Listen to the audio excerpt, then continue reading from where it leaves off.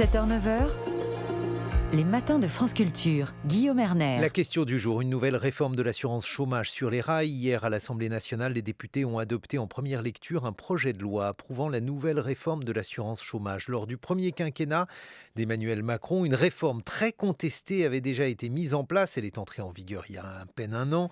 Pourquoi en lancer une nouvelle ? Bonjour Christine Erel, vous êtes professeure d'économie au CNAM, directrice du Centre d'études de l'emploi et du travail. On vous doit notamment les politiques de l'emploi aux presses universitaires de France. En quoi consistait la réforme de l'assurance chômage, celle qui est entrée en vigueur fin 2021, qui avait donné lieu à de nombreuses discussions ?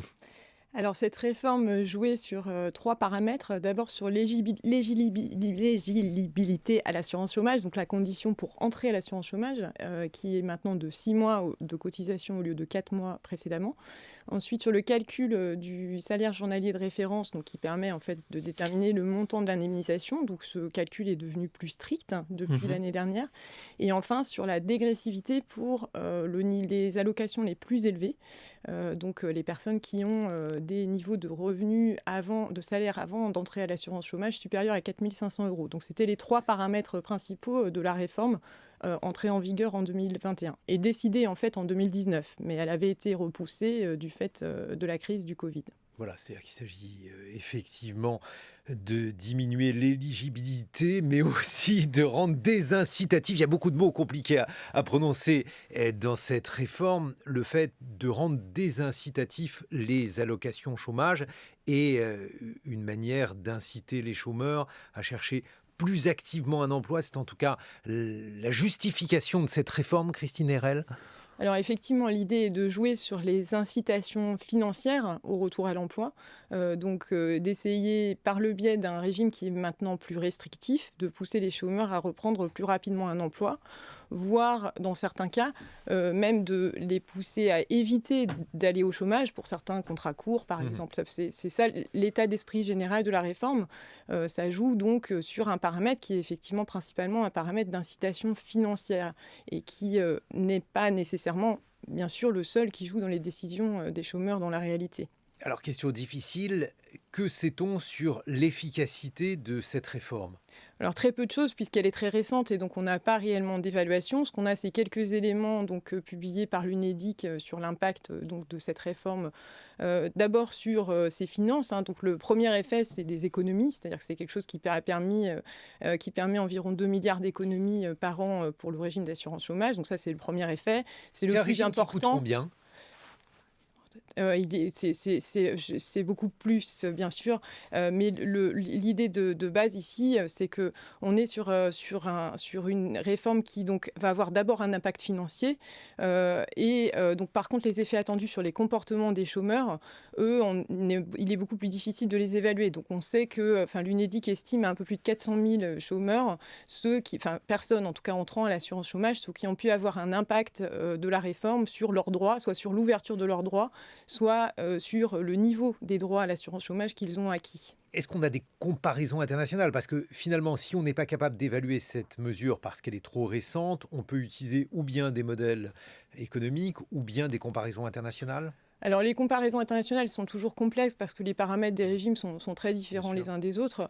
Ensuite, si on est de manière plus générale sur ces questions de réforme de l'assurance chômage, on sait un certain nombre de choses, c'est-à-dire qu'on sait effectivement que lorsqu'on rend l'assurance chômage plus restrictive, on va avoir des retours à l'emploi qui peuvent effectivement être plus rapides. Maintenant, l'ampleur de l'impact reste tout de même relativement limitée et surtout, on a des effets induits qui, eux, peuvent être négatifs sur d'autres choses, c'est-à-dire sur le bien-être des chômeurs en question, qui évidemment peuvent être amenés à reprendre des emplois qui ne sont pas nécessairement ceux qui conviennent le mieux à leurs compétences ou à leurs souhaits.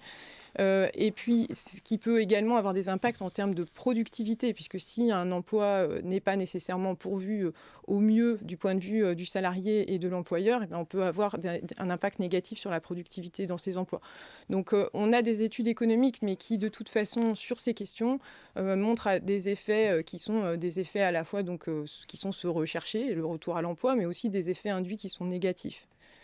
Alors, on se souvient que cette réforme, bien entendu, parce que ce sont des réformes qui sont toujours compliquée parce qu'elle provoque des antagonismes politiques évidents. Cette réforme, elle avait suscité beaucoup de polémiques.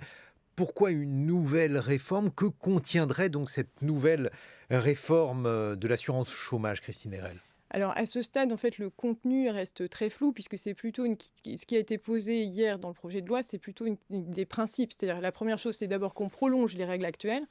La seconde chose, c'est qu'on prévoit donc la possibilité pour le gouvernement de modifier par décret les paramètres de l'assurance chômage, et cela donc en fonction notamment de la conjoncture. Donc l'idée serait que dans les périodes où la conjoncture est favorable, on puisse rendre plus restrictif le régime. Alors ce qui a été dit, c'est que ce serait en jouant soit sur la condition d'éligibilité, soit sur la condition de durée d'indemnisation, mais pas sur le niveau. Bon, maintenant, ce sont tous ces paramètres-là vont être discutés. Donc pour le moment, on reste en fait un peu dans le flou sur le contenu. C'est simplement un principe qui est affiché. Il y avait une autre idée qui était dans l'air, qui était de conditionner les indemnités chômage au type de période. C'est-à-dire dans les périodes où il était considéré comme facile de trouver un emploi, et puis à contrario, dans les périodes où c'était difficile, dans ce cas-là, il y aurait eu une assurance chômage peut-être plus ample. Christine Erel, il y avait cette idée-là aussi. C'est cette idée-là, ouais, c'est cette idée de lien avec la conjoncture. Donc quand ça va bien, on rend le régime plus généreux, moins généreux, et lorsque ça se dégrade, on va effectivement le rendre plus généreux. C'est ça le principe. Donc qui est un principe qui peut sembler relativement logique, mais qui en fait pose de très nombreuses questions sur la manière dont on va effectivement prendre en compte donc l'évolution de la croissance, l'évolution de la conjoncture, sur les paramètres qu'on va modifier, et puis finalement aussi sur les conséquences que ça peut avoir, là encore, sur les comportements des chômeurs ou plus largement sur le marché du travail.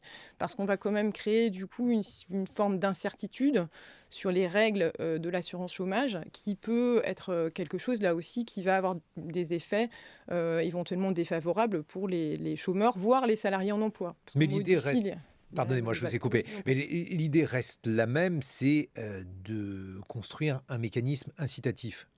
L'idée reste toujours, c'est vraiment le principe directeur de ces réformes successives, de jouer sur les incitations. En fait, on est sur un cadre qui est vraiment le cadre de réformes de libéralisation du marché du travail, dont du coup l'assurance chômage est une des composantes, avec toujours cette idée donc, que pour aller vers le plein emploi, il faut effectivement avoir des institutions qui soient un peu protectrice, mais pas trop, pour pousser les gens à la reprise d'emploi et pour lutter contre ce qu'on appelle toujours aujourd'hui les pénuries de main-d'œuvre, même si on peut discuter ensuite du fait que ce soit ce type de levier qui va effectivement permettre de les réduire. Alors en conclusion, que sait-on sur l'efficacité possible de cette réforme, Christine Erel ?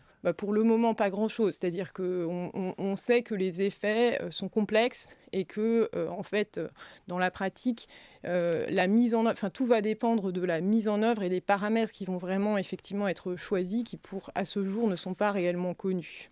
Merci Christine Erel. Je rappelle votre Que sais-je, les politiques de l'emploi, c'est aux presses universitaires de France, 7h24 sur France.